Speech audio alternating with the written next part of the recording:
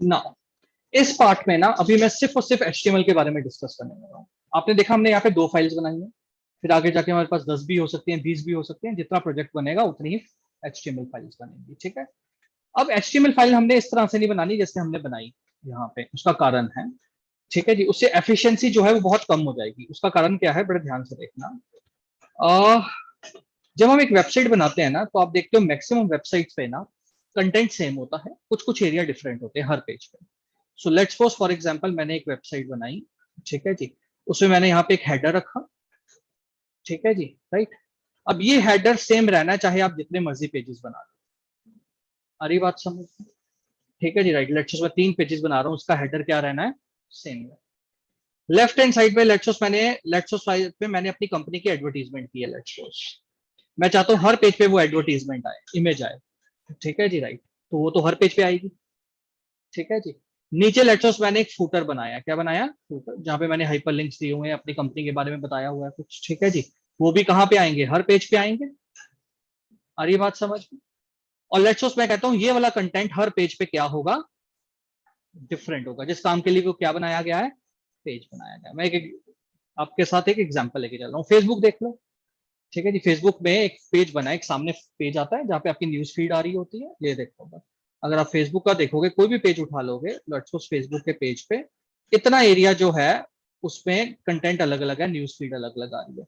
Left hand side सबकी same होती है जहाँ पे एप्स वगैरह आ रही होती है, ठीक है जी, राइट। टॉप में आपका सर्च बॉक्स आ रहा होता है अगर आपने कुछ सर्च करना है, यहाँ पे आपका होम पेज आ रहा होता है या जो भी नोटिफिकेशन एरिया आ रहा होता है, ठीक है जी, राइट। तो हर पेज पे वो क्या रहता है, सेम। आप कहीं पे भी क्लिक करोगे ये एरिया इतना क्या रहेगा, सेम। तो हम क्यों हर पेज पे बार बार HTML लिखें दोबारा उसकी, आ रही बात समझ में।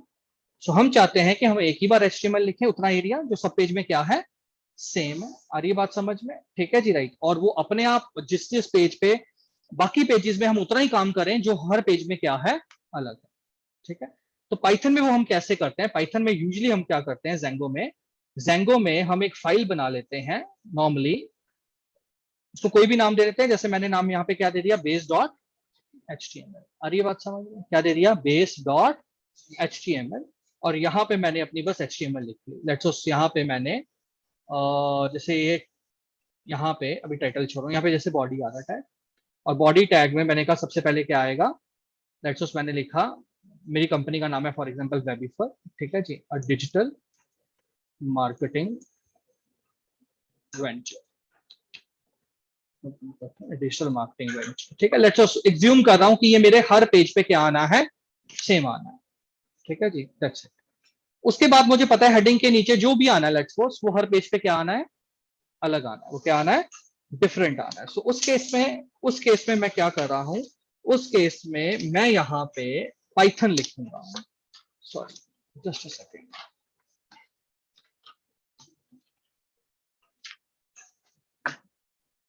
उस केस में हम यहाँ पे लिखेंगे कर्ली ब्रेसेस।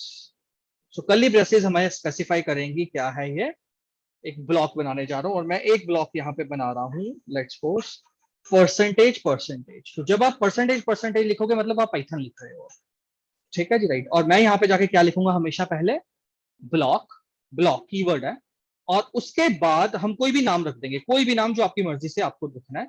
जैसे मैंने क्या नाम रख दिया, कंटेंट। आ रही है बात समझ में, ठीक है जी, राइट। और यहाँ पे हमने लिखना है परसेंटेज परसेंटेज एंड ब्लॉक। अब ये क्या है, ये एक तरह का टेम्पलेट बन गया कि हर पेज के ऊपर ये लिखाएगा, और हर पेज में जहां पे मैं इस नाम का ब्लॉक बनाऊंगा उसमें जो लिखाएगा वो इसकी जगह रिप्लेस हो जाएगा। और ये बात समझ में, बड़े ध्यान से देखना। मैंने यहाँ पे एक बेस डॉट HTML नाम का क्या बनाया, पेज बनाया, और यहाँ पे मैंने एक टेम्पलेट बना दिया, क्या बना दिया, टेम्पलेट के हर पेज के स्टार्टिंग में ये आएगा, ठीक है जी। और हर पेज के अंदर, ठीक है जी, राइट, जहां पे भी मैं ब्लॉक कंटेंट लिखूंगा उसमें जो भी कंटेंट मैं लिखूंगा वो यहाँ इसकी जगह क्या हो जाएगा, रिप्लेस हो जाएगा, क्या हो जाएगा, रिप्लेस, ठीक है जी। अब बड़े ध्यान से देखना। अब मैं क्या कर रहा हूँ, टेम्पलेट्स के अंदर मैं एक फोल्डर बना लेता हूँ जहाँ पे मैं एक्चुअल पेजेस रखूंगा अपने।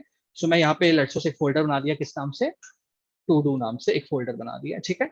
और ये मैं अपनी ग्रीटिंग डॉट HTML और टास्क डॉट HTML दोनों मैं कहाँ पे ले गया, टू डू फोल्डर में ले गया। अरे ये बात समझ में। अब मैं जितने भी फोल्डर्स बनाऊंगा इसके अंदर बनाऊंगा। अब बड़े ध्यान से देखना, let's say greeting dot HTML था, अब मैंने इसको क्या कर दिया, पूरा का पूरा मुझे दोबारा सब कुछ नहीं लिखना। आ रही है बात समझ में? मुझे बस अब यहाँ पे जाके सबसे पहले लिखना है परसेंटेज परसेंटेज, और यहाँ पे कीवर्ड यूज करना है कौन सा, एक्सटेंड्स, और उसके अंदर क्या लिखना है, बेस डॉट एचटीएमएल, कि जो उस फाइल के अंदर मैंने लिखा है ना वो मुझे इधर दे दो, मैं दोबारा लिखना नहीं चाहता। समझ में आ गई बात? क्लियर होगी बात? ठीक है जी, राइट। और उस पेज में जहां पे भी क्या आ रहा है, कंटेंट नाम का क्या आ रहा है, ब्लॉक आ रहा है, so let's suppose and block. ठीक है जी, जहां पे भी कंटेंट नाम का ब्लॉक आ रहा है वहां पे लेट्स सपोज मैंने लिखा this is my home page, ये लिखा था ना फॉर एग्जांपल, उसकी जगह पे ही डाल दो। क्लियर होगी बात? क्लियर? सेम मैं कहां पे गया, टास्क में मैंने ये सब क्या कर दिया, डिलीट कर दिया। ठीक है जी, राइट। और हमने यहाँ पे जाके क्या लिखा, परसेंटेज परसेंटेज एक्सटेंड्स, किस नाम से, based on extend.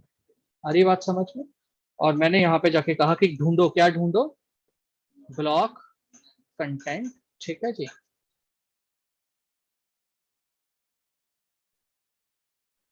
And block का मतलब यहाँ पे खत्म हुआ है। ठीक है जी, राइट। और यहाँ पे जाके जो भी लिखना है, this is the page to add your task. Done? Clear? ठीक है जी, राइट। सो अब एज्यूम करके चलो, ये तो मैंने सिर्फ इतना ही लिखा है ना, H1, लेकिन हर पेज में मैंने कहा कितना कुछ सेम होगा, फुटर सेम होगा, हेडर सेम होगा, तो एक बार आपने लिख लिया ना, अब आपको दोबारा लिखने की जरूरत नहीं है। अरे बात समझ में?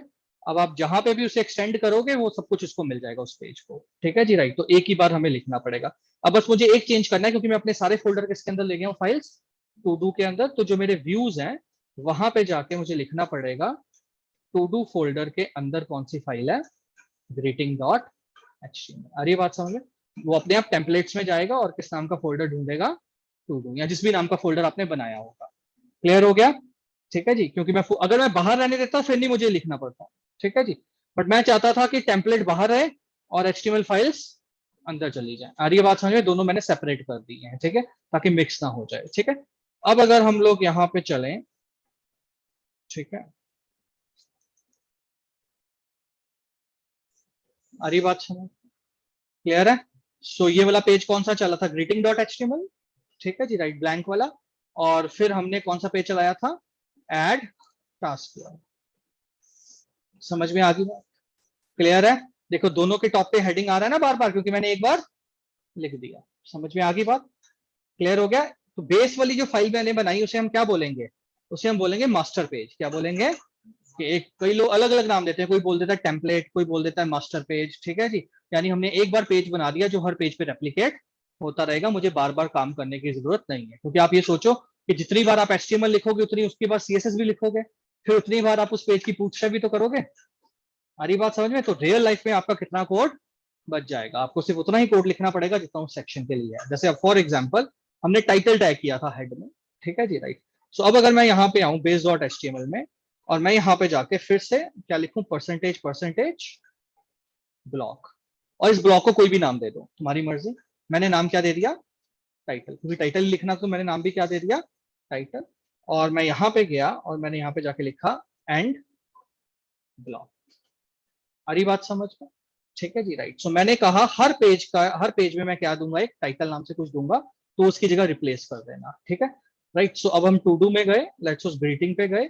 सो ग्रीटिंग में जाके मैंने, सॉरी, ग्रीटिंग में जाके मैंने क्या कहा कि एक ब्लॉक ढूंढो, किस नाम से, टाइटल। ठीक है जी, मास्टर पेज में जहां पे भी टाइटल नाम का ब्लॉक आ रहा है उसकी जगह पे लेट्स सपोज हमने लिख दिया फॉर एग्जांपल, या कुछ भी, लेट्स सपोज मैंने यहाँ पे लिख दिया वेबीफाई। ठीक है जी, होम पेज। क्लियर? ठीक है, और इसी को मैं, सॉरी, माय मिस्टेक, ये नहीं लिखना मुझे, माय मिस्टेक, सॉरी, ये नहीं, ये तो मुझे इस तरह से नॉर्मल लिखना था, वेबीफाई होम पेज। और यहाँ पे हमने क्या लिख दिया, एंड ब्लॉक। क्लियर है?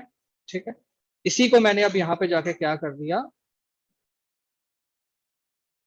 कॉपी कर दिया, और कहाँ पे मैं ले गया, एड टास्क। ठीक है, और मैंने यहाँ पे लिखा वेबीफाई, लेट्स सपोज ऐड टास्क। ठीक है, राइट।